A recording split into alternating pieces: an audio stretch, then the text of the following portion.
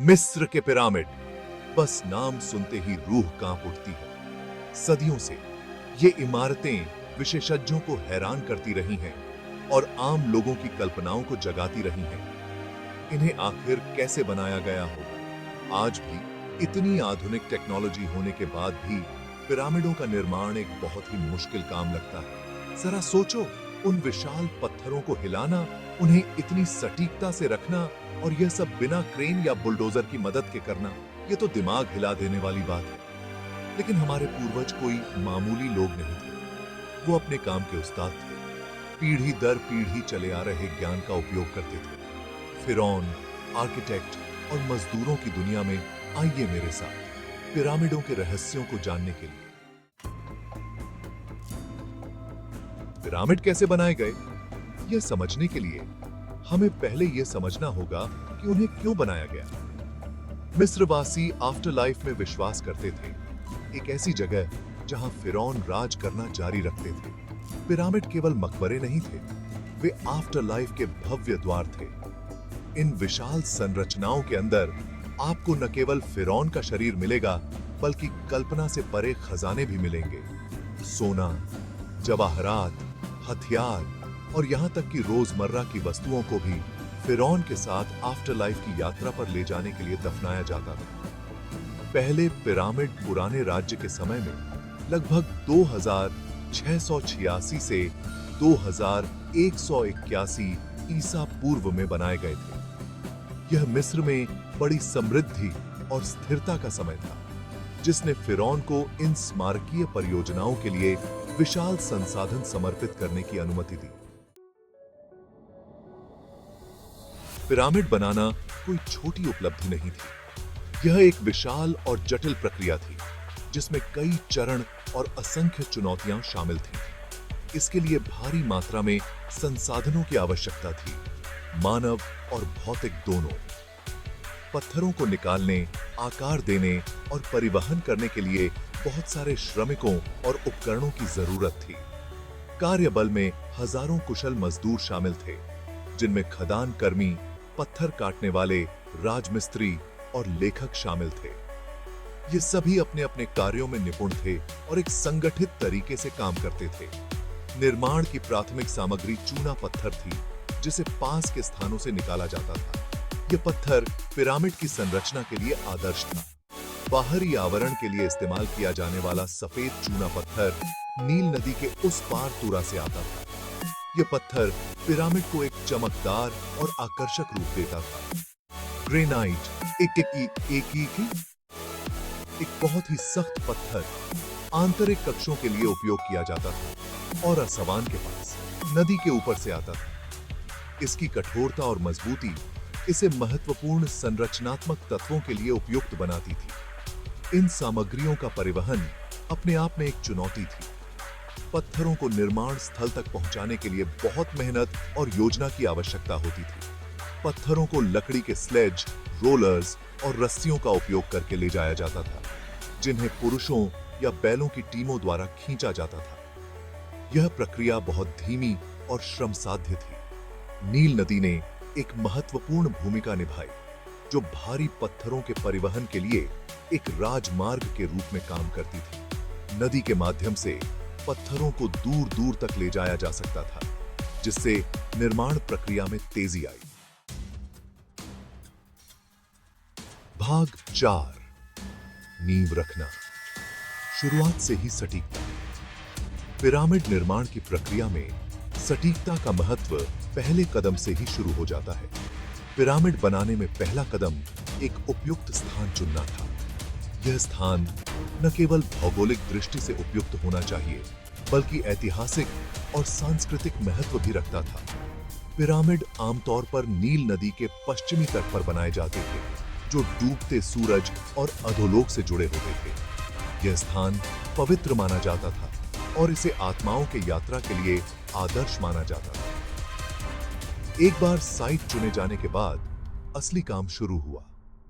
यह काम केवल शारीरिक श्रम नहीं था, बल्कि इसमें बहुत सारी योजना और गणना भी शामिल थी। मिस्रवासी ज्यामिति और खगोल विज्ञान के उस्ताद थे और उन्होंने इस ज्ञान का उपयोग यह सुनिश्चित करने के लिए किया कि पिरामिड कार्डिनल दिशाओं के साथ पूरी तरह से संरेखित हो। यह संरेखण न केवल संरचनात्मक स्थिरता के लिए महत्वपूर्ण था, बल्कि धार्मिक और सांस्कृतिक महत्व भी रखता था। उन्होंने सही उत्तर निर्धारित करने के लिए स्टार साइटिंग नामक एक विधि का उपयोग किया और फिर आश्चर्यजनक सटीकता के साथ नींव रखी। नींव महत्वपूर्ण थी। यह नींव पिरामिड की स्थिरता और दीर्घायु के लिए अत्यंत महत्वपूर्ण थी। यह समतल और इतना मजबूत होना चाहिए था कि ऊपर पिरामिड के विशाल भार का समर्थन कर सके। नींव की मजबूती और स्थिरता सुनिश्चित करने के लिए विशेष तकनीकों का उपयोग किया गया था। यह चट्टान को सावधानी से समतल करके और विशाल चूना पत्थर के ब्लॉक बिछाकर प्राप्त किया गया था। इन ब्लॉकों को इतनी सटीकता से रखा गया था कि उनके बीच एक ब्लेड भी नहीं डाला जा सकता था। यह सटीकता मिस्रवासियों की तकनीकी कौशल और उनके कार्य के प्रति समर्पण को दर्शाती है। भाग 5 स्टेप पिरामिड। भव्यता में एक प्रारंभिक प्रयोग। पहला पिरामिड, जिसे जोसर के स्टेप पिरामिड के रूप में जाना जाता है, वास्तुकार इम्होटेप द्वारा बनाया गया था। यह एक क्रांतिकारी डिजाइन था जो आज हम जिस चिकने किनारों वाले पिरामिडों को जानते हैं उसकी दिशा में एक कदम था। स्टेप पिरामिड एक बार में नहीं बनाया गया था। यह एक मस्तबा के रूप में शुरू हुआ, एक आयताकार मकबरा संरचना। लेकिन इम्होटेप का एक विजन था। उसने मस्तबा का विस्तार किया, परत दर परत जोड़ते हुए एक सीढ़ीदार संरचना बनाई जो स्वर्ग तक पहुंची। इस अभिनव डिजाइन ने पिरामिड को मिस्र के फिरौन के लिए मानक मकबरे के रूप में स्थापित किया। यह शक्ति का प्रतीक था। फिरौन के लिए आफ्टर लाइफ में देवताओं के करीब पहुंचने का एक तरीका था। भाग 6 इसे रैंप अप करें। विशाल पत्थरों को हिलाने के सिद्धांत। पिरामिडों के आसपास का सबसे बड़ा रहस्य यह है कि मिस्रवासियों ने उन विशाल पत्थरों को कैसे हिलाया जिनमें से कुछ का वजन 80 टन जितना था। यह एक ऐसा प्रश्न है जिसने सदियों से इतिहासकारों और वैज्ञानिकों को चकित कर रखा है। जबकि हमारे पास निश्चित उत्तर नहीं है, कई सम्मोहक सिद्धांत हैं। ये सिद्धांत प्राचीन मिस्र की तकनीकी प्रगति और उनकी अद्वितीय निर्माण विधियों पर प्रकाश डालते हैं। सबसे व्यापक रूप से स्वीकृत सिद्धांत रैंप सिद्धांत है। यह सिद्धांत बताता है कि मिस्रवासियों ने विशाल रैंप बनाए जो पिरामिड के साथ साथ ऊपर उठते गए। इससे पता चलता है कि मिस्रवासियों ने मिट्टी, ईंट और लकड़ी के विशाल रैंप बनाए।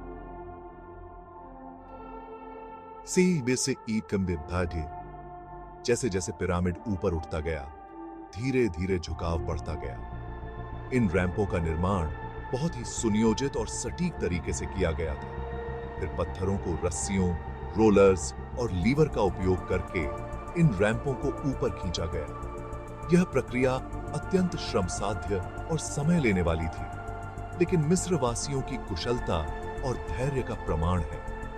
एक अन्य सिद्धांत में जल शक्ति का उपयोग शामिल है। यह सिद्धांत थोड़ा असामान्य है, लेकिन कुछ विशेषज्ञ इसे संभावित मानते हैं। कुछ विशेषज्ञों का मानना है कि मिस्रवासियों ने निर्माण स्थल तक पत्थरों को तैराने और यहां तक कि उन्हें उच्च स्तर तक ले जाने के लिए नहरों और तालों की प्रणालियों का उपयोग किया होगा। यह प्रणाली अत्यधिक उन्नत और जटिल होती। हालांकि इस सिद्धांत का समर्थन करने के लिए सीमित प्रमाण है। फिर भी यह विचार प्राचीन मिस्र की नवाचार क्षमता को दर्शाता है और हमें उनकी निर्माण तकनीकों के बारे में और अधिक जानने के लिए प्रेरित करता है। भाग 7 व्यापार के उपकरण, सरल लेकिन प्रभावी। इंजीनियरिंग के अपने प्रभावशाली कारनामों के बावजूद मिस्रवासियों ने आश्चर्यजनक रूप से सरल उपकरणों का इस्तेमाल किया। उनके पास लोहा या स्टील नहीं था। उनके उपकरण पत्थर, तांबे और लकड़ी के बने होते थे। फिर भी वे अविश्वसनीय रूप से कुशल कारीगर थे। पत्थरों को तराशने और आकार देने के लिए तांबे की छेनी का उपयोग किया जाता था। लकड़ी के मैलेट और पत्थर के पाउंडर ने छेनी के लिए बल प्रदान किया। उन्होंने विशाल पत्थरों को स्थानांतरित करने और स्थान देने के लिए लीवर, रोलर्स और रस्सियों का भी इस्तेमाल किया। मापने और सटीकता सुनिश्चित करने के लिए उन्होंने प्लम्ब बॉब, लेवल और मापने वाले छड़ जैसे सरल लेकिन प्रभावी उपकरणों का उपयोग किया। जिस सटीकता के साथ उन्होंने पत्थरों को काटा और रखा, वह उनके कौशल और सरलता का प्रमाण है।